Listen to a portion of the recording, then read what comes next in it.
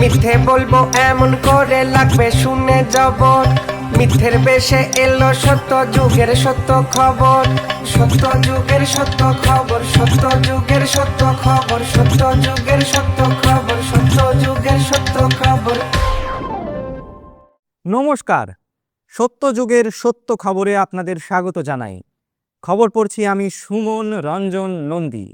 আজকের বিশেষ খবর হলো, ফকিরবাড়ি বিধানসভা কেন্দ্রের বিধায়ক শ্রী কাঙাল কল্যাণীর বাড়িতে অতর্কিত ইডি হানা নিয়ে দিনভর চলল চূড়ান্ত চাপানুতর। গত কিছুদিন ধরেই কাঙাল বাবুকে নিয়ে বাংলা রাজনৈতিক মহলে তৈরি হচ্ছিল তীব্র উন্মাদনা।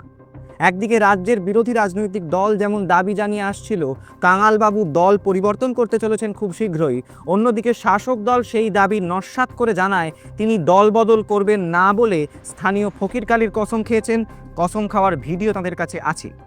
কাঙালবাবুর বৃদ্ধ পিতা হারান কল্যাণী অবশ্য সংবাদ মাধ্যমে বলেন, খোকা রাজনীতি ছেড়ে মহাকাশ গবেষণা করবে বলে তাকে জানিয়েছেন।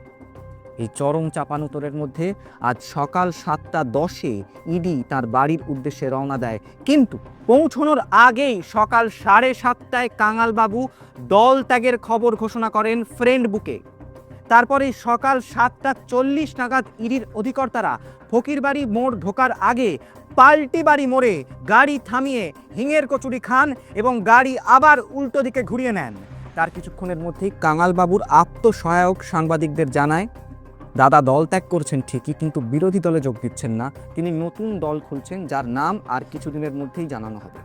এরপর 8:30 নাগাদ ইডি অধিকর্তারা রাস্তায় গাড়ি থামিয়ে খেজুরের রস খেয়ে পুনরায় গাড়ি ঘুরিয়ে ফকিরবাড়ির দিকে রওনা দেন।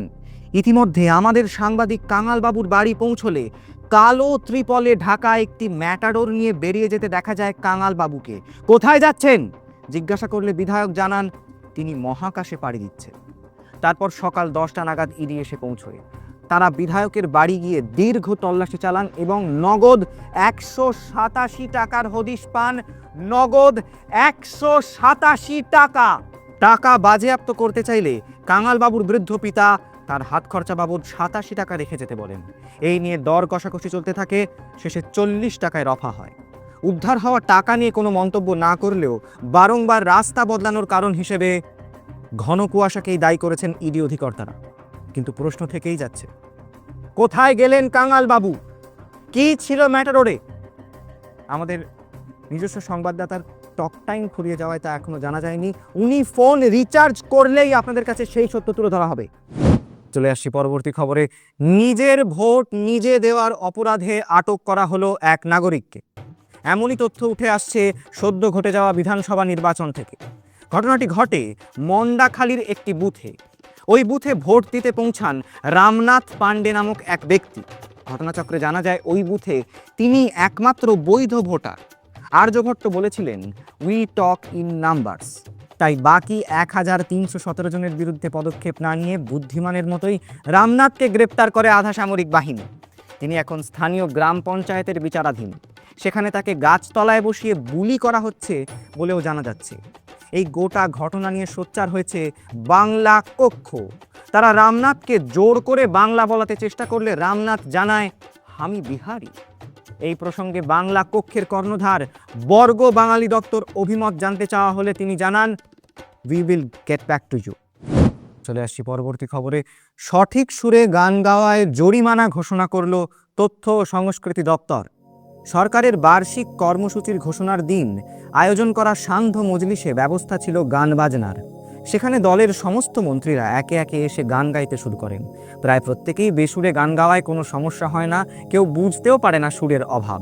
কিন্তু সমস্যা তৈরি হয় যখন দলের একজন উঠতি নেতা স্টেজে উঠে ভুলবশত সঠিক সুরে গান গেয়ে ফেলে। এই ঘটনার পরেই ক্ষুব্ধ সংস্কৃতি মন্ত্রী সৃজনশীল উঠতি নেতাকে জানান, আর কখনো ঠিক সুরে গাইলে মাইক খুলে তার বাকিটা আর তিনি বলেননি, শুধু অঙ্গভঙ্গি করেছেন। এবং একই সাথে ঘোষণা করেন সঠিক সুরে আর কখনো গাইলে করা হবে জরিমানা। এই ঘোষণার পর থেকেই চাঞ্চল্য তৈরি হয়েছে গানের স্কুলগুলিতে।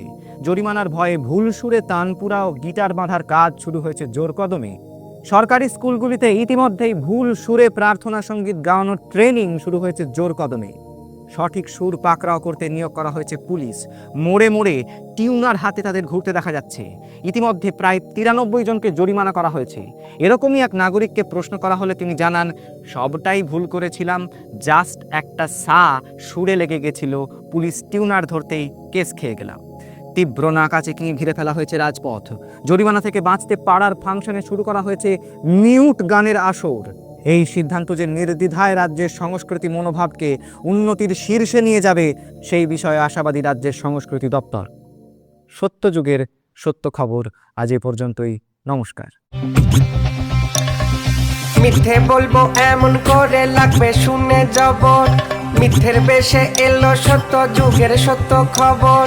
সত্য যুগের সত্য খবর, সত্য যুগের সত্য খবর, সত্য যুগের সত্য খবর, সত্য যুগের সত্য খবর।